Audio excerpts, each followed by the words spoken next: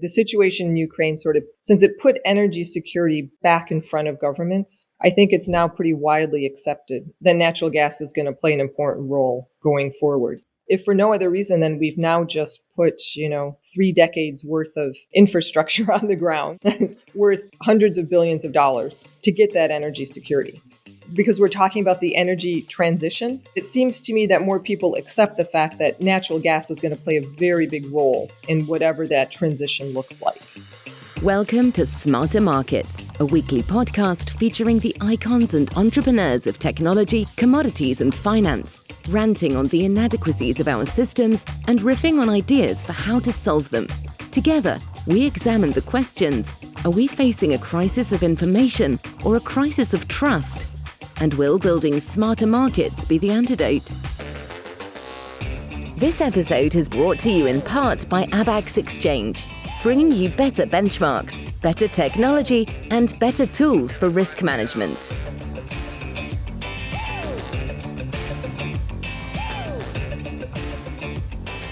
Welcome back to our Smarter Markets Summer Playlist 2023, where we're sitting down with our special guests midway through the year to talk about where we are and where we might be and need to be heading next. It's our beach reading in a podcast. I'm Dave Greeley, Chief Economist at Abax Technologies.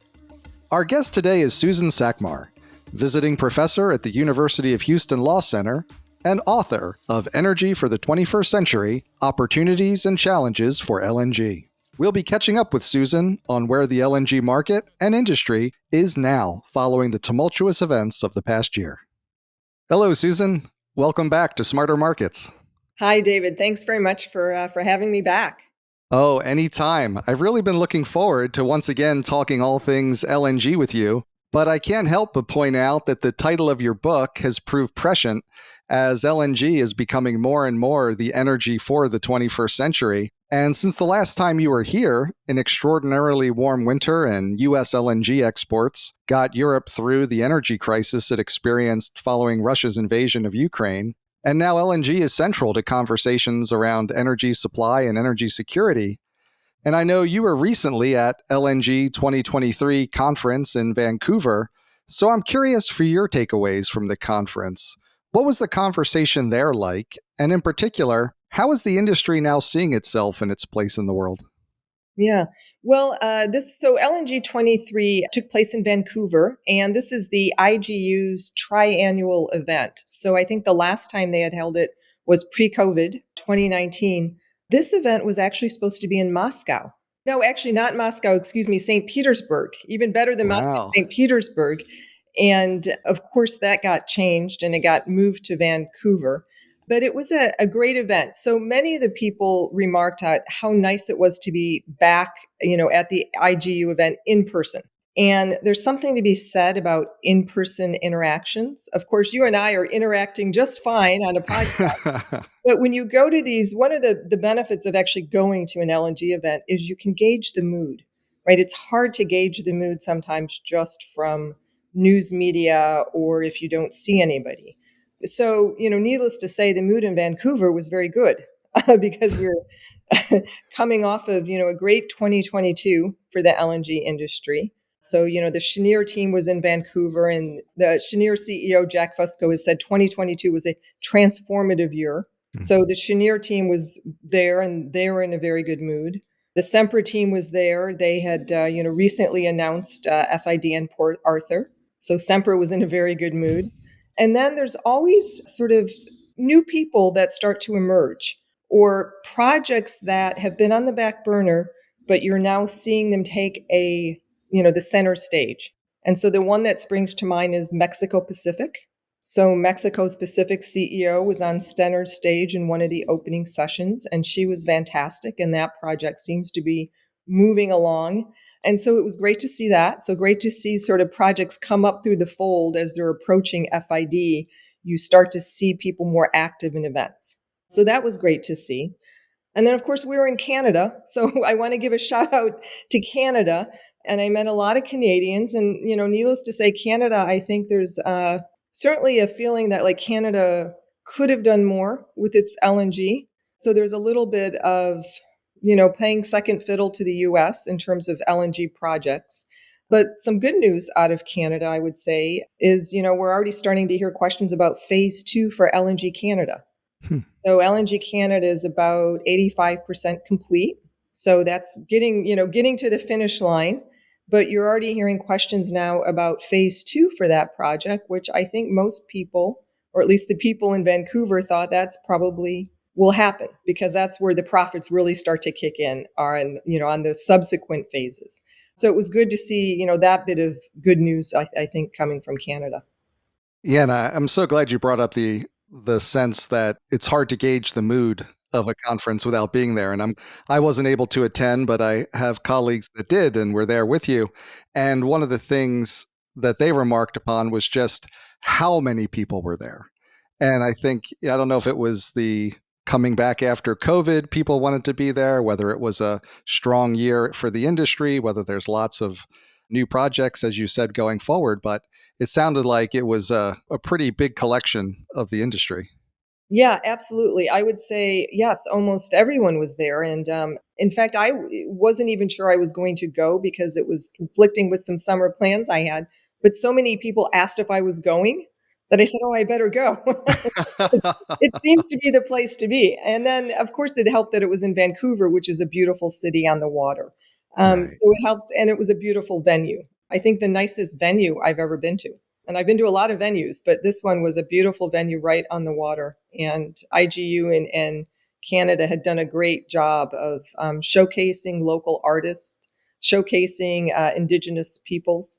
So I think they did a really nice job with the event. It's great. And I want to come back and ask you about some of the investment that's occurring, but maybe before we dive into that, I was curious for your opinion of how are you seeing the industry and the LNG market today? Specifically following the tumultuous events of last year, what I believe you said the team from Cheniere referred to as a transition or transformative year. Transformative year. Transformative year. That's the right word. Where are we now? So where are we now? Well, I would say, I have pinned on my Twitter, and I don't know if I'll maybe leave it pinned until this comes out. A lot of reports have come out during the summer. One is the Giganol annual report. Hmm. And Giganol always does a summary of contracts. So I have pinned to my Twitter the, screenshots of, 3 or 4 pages of contracts that were signed in 2022. And I put that up as just a reminder to folks because, of course, if you're in the industry and you have a project and investors, there's now more investors than ever. And everyone is always pushing for more, more, more, more, more. Right? We need more projects. We need more projects. We need more contracts. We need more contracts. And I stepped back and said, well, what did we do in 2022? Look at all these contracts. A lot of contracts and deals were signed in 2022. It was a transformative year. I think at least 3 projects took FID in 22. 3 took FID in 23. I think my guess is we'll get maybe 2 more in 2023. Maybe 2 or 3 more projects will take FID in 2023. So that's a lot in a short period of time. And so I guess I would say the industry should give itself credit for not wasting a crisis. Nobody wasted this crisis. So I think that's sort of the good news, right? So where are we now? I feel like even though I think we will get a couple more projects, and we're heading into now Gas Tech is the next big event in September, but I think we're at a period of maybe let's just let it sit for a bit. Now these projects that took FID need to get built. So those need to be phased into construction cycle. There's still talks about labor shortages, material shortages, costs are still high. So I think we're in a little bit of a let's build what we've said we're going to build. And probably a few more projects will take FID. And then we have to build all this new supply out. And in the meantime, we need to bring on more importers. So there's still import infrastructure that's getting built around the world. So I think the industry is in a very good place. And now we just need to let it settle in. Sort of a Right. taking stock, in the international development world, there's a taking stock period. So That we're in a sounds little bit of good. a taking stock period where, all right, now we have to start building all these projects we've promised to build. And just to put those numbers in context, I believe you said it was 3 took FID last year, 3 projects taking FID this year, maybe a couple more. What's a more typical year recently? Well, I went back. So the IEA also released their Mm, annual report. And that was sort of a reminder that 2019 was a record year for LNGFIDs. And I can't, I would have to dig up the number, but right. 2019 was a record year. And then we had 2020, 2021, sort of a COVID year where not much happened. I think one project took FID in 2021. And then, 2022, three so far Right. in 2023. And so that's a lot of capacity to bring on. It Plus, is. Qatar, their North Field expansion is coming. So I would say that's a lot of capacity to bring on. We're now firmly in the big second wave of new LNG projects, right? We Right. had the first wave with US LNG. We're firmly now in the second, and it's going to be a big second wave, right? We have also Golden Pass coming on stream. That's been a long time in the making. So I think we have a lot of just a lot of capacity coming in the next years. So the IEA gave a number of 250 BCM a year of liquefaction by the end of 2030. Mm, So in the next 7 years, a huge wave of supply is coming on the market. right. And one of the big transformations in the transformative year that was, and I was looking at the Giganel annual report as well, and it was interesting. I think overall, the US is like now maybe in the top three LNG exporters. And in terms of LNG exported under short term or spot contracts, it's far and away the largest exporter. Mhm. And so I wanted to ask you, with the US now being the leading exporter of LNG on any given day, how is that changing the LNG market? And how is it changing the US natural gas industry? Well, I think the U.S. is firmly we're top three, maybe number one. We'll surpass Qatar, I think, or Qatar may surpass us when their expansion plans are finalized. But being in the top two is pretty extraordinary. And what it's really done is it's introduced U.S. LNG with Cheniere being the model, introduce a whole new model for LNG, which was a flexible, not destination specific model. And that, I think, has really changed the game and continues to change the game as more supply from the US comes on because it's all flexible, it's Mm, all destination free. Meaning buyers can send this LNG anywhere in the world. So that opens up a much bigger supply picture for traders, and all, off takers, but also for traders. So it just makes it a more dynamic market because you still have the Qatari LNG, which by and large is a little more fixed destination. So we're still going to have that. Somebody in Vancouver, somebody from Shell said, let's just sort of cut the market into thirds. So you'll have a third sort of Qatari longer term destination specific LNG. You'll have a third US flexible destination. It can go anywhere in the world. And, a third, dedicated to spot. right. So that may be where we end up, roughly sort of a market split in thirds that way. That's interesting.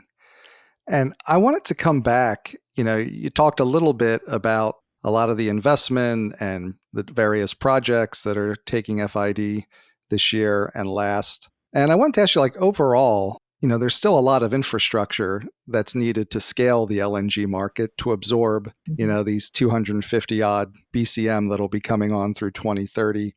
Where do you think we are in terms of, not just the liquefaction, but the regasification and the tankers? You sit on the board of Flex LNG. Like, from a more holistic view of the market, where do you think we're progressing well, and where do you think maybe we need to do a little bit more? The industry has done a great job. So we're progressing well, clearly in supply, Yeah. right? So clearly the producers and the suppliers of LNG, which tend to be the big IOCs and the big NOCs, okay, clearly they've upped their game and they're now committed to a lot more projects. Now we have to build the downstream markets, right? The importing infrastructure. And I think that's always a bit tricky in terms of capacity of importers. And so the world is getting down to we haven't run out of the big LNG buyers historically: Japan, Korea, Taiwan, Europe now. So Europe now is a baseload buyer.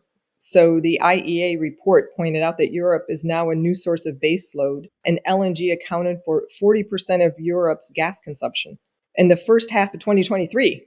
Wow. So even this year. right, Yeah. so that's a pretty big statistic. So Europe now potentially is a big source of baseload supply where it wasn't before Ukraine. But there still are, a number of countries that are looking to import but have struggled. So Vietnam, Philippines, Pakistan is the perennial one that keeps coming up in the news, Bangladesh.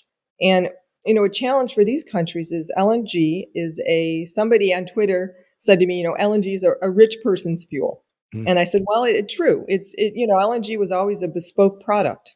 And now we're trying to turn it into a commodity in a way, but it has to be something that's affordable for the developing world, including India, China.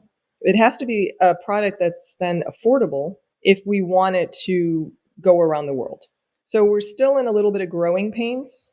I would say we're in maybe still the second inning of the globalization of LNG. Inning one, the first 10 years, US LNG and Cheniere. We're now in maybe inning two, where now there's another wave of supply coming on. We have at least 3 more decades. So I think we're in the early stages. And the next stage that we're going to see is, prices have come down significantly off the highs from, 21, 22. So now we're going to see lower prices, which theoretically should bring on more buyers. And you're starting to see that now. So I think we're going to continue to see that. I think the supply will be there and we'll continue to see more buyers, but there are going to be bumps in the road, right? And everybody's looking to winter now, or what's going to happen this winter. If it's a really cold winter and Europe depletes its storage, they may draw more LNG, and what's going to happen in Asia and China. And there's a lot of wild cards. But I think we'll enter a phase where we'll start to see more buyers if prices stay moderate. We'll start to see more buyers come in. Yeah, and I wanted to ask you about how is that buying being accomplished? Because, and specifically, how are the contracting and trading practices changing, if at all? From the news flow, it seems that Asia and Japan in particular has been very focused on securing LNG supplies, while Europe is remaining reliant for the most part on short-term cargoes. Maybe that's not right, but that's kind of the sense of it. Yeah. And I'm curious if that's what you're seeing. Like how are these being contracted at this point, and is it varying by country? Well, I think it's varying by country and by need. So there's been some very large, I think China and Qatar signed the longest ever contract, 27 years, right? For I'm assuming base load supply for China. So it varies depending on the country and the energy security concerns. So I would say, Japan and Asia have always been more concerned about energy security because they don't have any really indigenous sources of energy. So that's always been the number one concern. And the reason why Japan has always been willing to pay a higher premium for a bespoke product, which was LNG, just because they brought that product to their country for base load power supply. So that's a different need. And so I think you're still seeing those contracts. Those contracts make a lot of sense, right? If you know your need, why not sign a long-term contract at some price linked to oil, some slope that you think will be reasonable over time? And then you are seeing reluctance. So now Germany has signed quite a few contracts in Europe. I know Europe gets a bad rap for not signing enough contracts. But, Europe is, I guess, a reluctant buyer of gas. They were not really destined to be a big buyer of gas prior to Russia's invasion of Ukraine.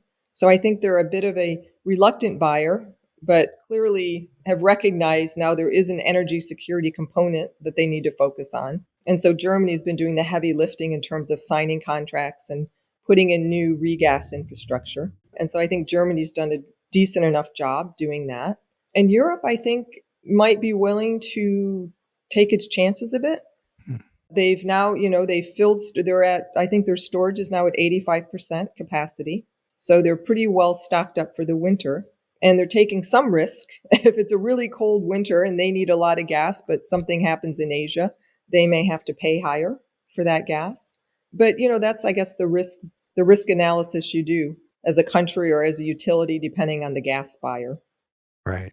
And I found it really interesting, your point about Some people were marking LNG as a rich country's fuel, in that a lot of the LNG that went to help out Europe last year, it wasn't new supply. A lot of it was supply that otherwise would have gone to other countries like Pakistan and some of the other Asian countries. And while Japan, as a wealthy country, has been out securing supplies, China, as a wealthy country, securing supplies, are these other less wealthy countries, are they just deciding that, well, maybe we need a different fuel, maybe we need coal, maybe we need something else to secure our energy needs? Well, so I think part of the challenge for the LNG industry going forward is these other developing countries all have indigenous coal. Mm. So Pakistan, China, India, Bangladesh, Vietnam.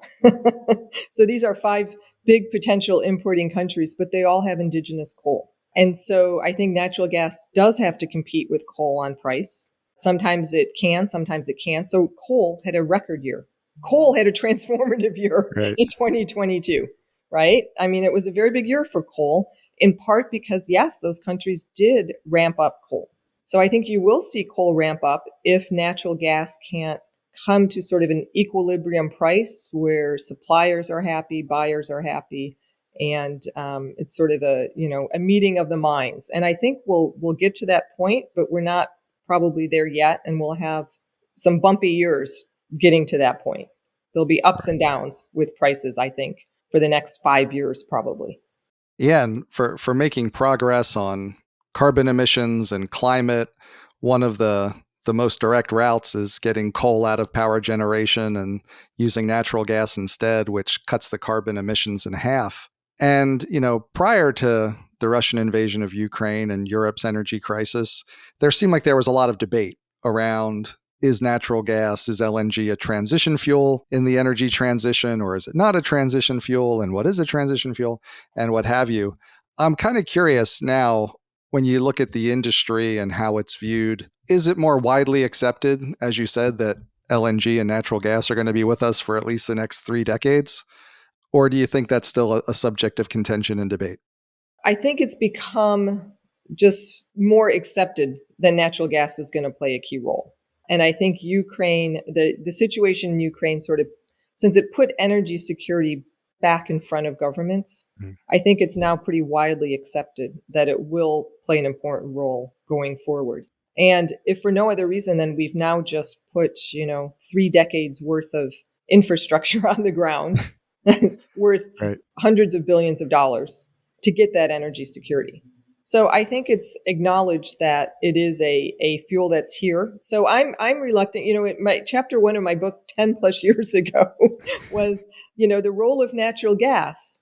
Is it a bridge fuel, just a dirty fossil fuel, or a transition fuel? That was sort of the debate at the time. Right. And I think now people are probably more referring it to as I guess it's called more of a transition fuel because we're talking about the energy transition. But it seems to me that more people accept the fact that natural gas is going to play a very big role in whatever that transition looks like. Yeah, and it seems like actions speaking louder than words. Well, as you said, Europe's been kind of beaten on for not signing more longer term contracts. They have been building regasification facilities, Germany in particular. So they're certainly putting the infrastructure in place to use it for quite some time. Right. Absolutely. But I'm glad you brought up your book, because I wanted to ask you, a decade since writing it, I was curious, how have the events of the past year shaped and potentially changed your thinking on energy in the 21st century and the opportunities and challenges for LNG? You don't have to give me the whole new book, but okay. maybe a chapter. The book I have yet to write. Exactly. Feel free to brainstorm. Well, all right. I was thinking about this sort of where have we been? Where are we going? And I sort of just thought of it as a puzzle. So LNG in my mind went from being, a 50-piece puzzle to now maybe 1,000-piece puzzle. So the complexity in the industry has increased significantly. So now that 1,000-piece puzzle is just a lot harder to think about all the pieces and how they all come together, right? Whereas it used to be a fairly easy industry. It was a niche industry with just a handful of players. Now there's many players, many dynamics at work. And so I think it's just become a more complex, more dynamic industry which gives rise to a lot of opportunities, but also more challenges. And so far, like always, the industry has always navigated those challenges, right? So I'm certain things will be fine going forward, despite bumps here and there. And so I would just say it's just become a more interesting, dynamic puzzle to put together. And it makes things interesting, always interesting, right? Yes, I could write another book if I have the, no pun intended, energy to do it. So it sounds like an industry that's developing and in some ways maturing, becoming more complex. Becoming more complex and maturing. Absolutely. And so we're in, like I said, I think we're going to have several decades of that maturing phase. And I was curious, just to bring it back to the conference, are there people attending who you haven't seen in the past, like parts of the industry that weren't there before, or people coming in from outside the industry? I'm just curious if LNG going from niche to more mainstream, you're getting different groupings of people than you may have in the past. Oh, yes. I'm glad you asked that question. So in Vancouver, so before, and one of the reasons why I love Twitter is it is a way to meet a whole new group of people. Hmm. So before Vancouver, I'm on a Twitter sort of chat group with all the Canadians, and they're mostly focused on, and they're all investors. So a couple big surprises in the last 10 years. Now there's a large retail investor base in LNG, and this Canadian group seems to be invested more in the Canadian natural gas producers. Hmm. So they're looking to LNG as outlets for the producers that are producing gas, and where's all that gas going to go, right? And so that's sort of their focus. So that's like a whole new group. And I connected with quite a few of those people in Vancouver, and that was an interesting group. And then tons of retail investors. If you follow my Twitter feed, sometimes I get dragged through the mud of some of these projects. Right. I mean, I'll post an article and then I'm just, oh, you can take me off this chat now, guys. Right. There's just a lot of folks following LNG and natural gas. Thousands more than there used to be. It used to be just only inside industry people follow this. And now seems to be this whole world of retail investors and other investors following it. So that's a good thing, though. I think it's a good thing for the industry. Oh, yeah, I think it's definitely a great thing to grow that community. As we often talk about it impacts everyone and what Yeah. we're trying to do. So it's nice for everybody to have a better understanding of it, be able to invest in it, be able to discuss it. And like to thank you for a lot of the work you do in kind of giving people that access to what otherwise would be inside baseball in a way. Well, I try, but again, as the puzzle has become more complicated, it gets harder to keep up with everything because there's so much more out there now, right? Right. And that is one reason why I do like Twitter, because I get a lot of direct messages of things I missed, quite frankly, from retail investors sending me articles. I'm like, well, I didn't see that one because there's now 1,000 articles to look at. There's 24 hours in the day and it can't all be LNG. It can't, well, most of it is. No, it's not all LNG. But so I wanted to thank you for sharing your time with us today. On this series, because many people are taking a little time off to enjoy the summer, enjoy the time with family and friends, we do like to think of this series as a little bit more like providing some beach reading or beach listening for people as they're out of the office. And of course, your book should be on the list, even though it's been out for a decade. It's still very relevant. But I'd also like, to ask you, what's on your beach reading list this summer? What's on your summer reading list? And could you share that with us? Sure. Well, I think the book that's probably top of my list, and it's a book that's already gotten a lot of, I think a lot of people are already reading it, but it's Material World by Ed Conway. And he looks at 6 raw materials that are shaping our world: sand, salt, iron, copper, oil, and lithium. So a lot of the materials that are in the news. And so he's written a book about it. I haven't started the book yet, but I think that looks like a good book. And like I said, it's a book that's gotten a lot of attention already. So I imagine a lot of energy folks are already on the beach reading that. Actually, I have a lot to read. So in the summer, I like to also catch up with all of these reports that we mentioned. Okay. So, I've given them all sort of the Washington read, which is, the quick read looking up highlights. But I'll go through all of the reports that have been issued in the last month.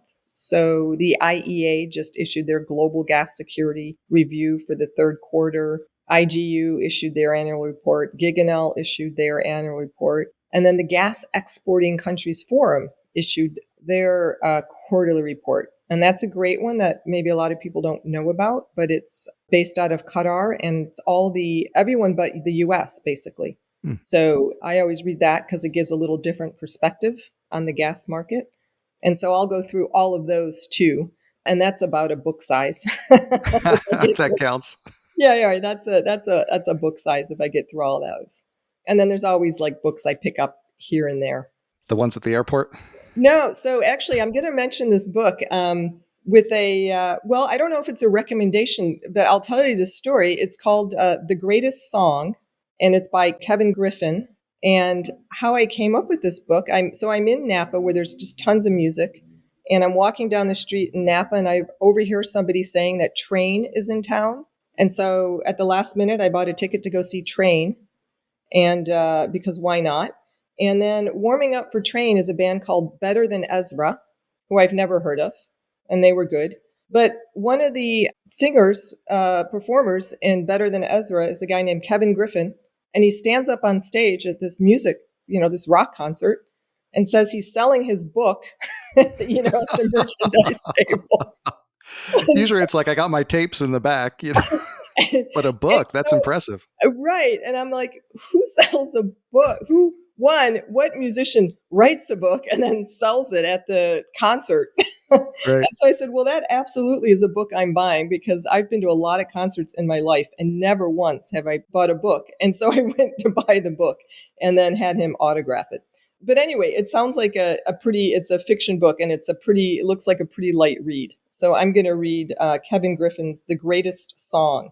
Spark creativity, ignite your career, and transform your life. That sounds like a lot, and the book is only about a 1/4 inch thick. So if I can do all that and only have to read, 100 pages, that'll be time well spent. That's a win. That's a win. And I hope it's available online or in a local bookstore, and I don't know. Also have to find them in concert. It might be highly collectible. I don't really know. Anyway. Well, that's great. Thanks, Susan. Okay, thank you, David. Have a great summer. Thanks again to Susan Sakmar, visiting professor at the University of Houston Law Center and author of Energy for the 21st Century, Opportunities and Challenges for LNG. Join us next week as we continue our Summer Playlist 2023 with our next special guest. We hope you'll join us. This episode was brought to you in part by Abax Exchange. Market participants need the confidence and ability to secure funding for resource development, production, processing, refining, and transportation of commodities across the globe, with markets for LNG, battery metals, and emissions offsets at the core of the transition to sustainability. Abax Exchange is building solutions to manage risk in these rapidly changing global markets. Facilitating futures and options contracts designed to offer market participants clear price signals and hedging capabilities in those markets essential to our sustainable energy transition.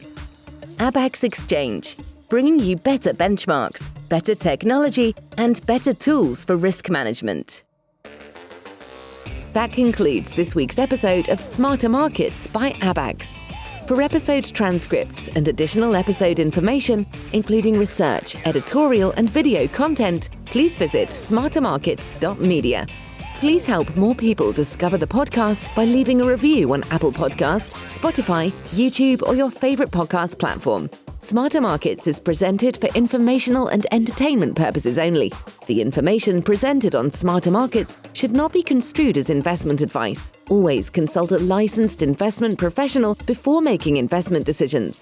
The views and opinions expressed on Smarter Markets are those of the participants and do not necessarily reflect those of the show's hosts or producer. Smarter Markets, its hosts, guests, employees, and producer, Abax Technologies, shall not be held liable for losses resulting from investment decisions based on informational viewpoints presented on Smarter Markets. Thank you for listening, and please join us again next week.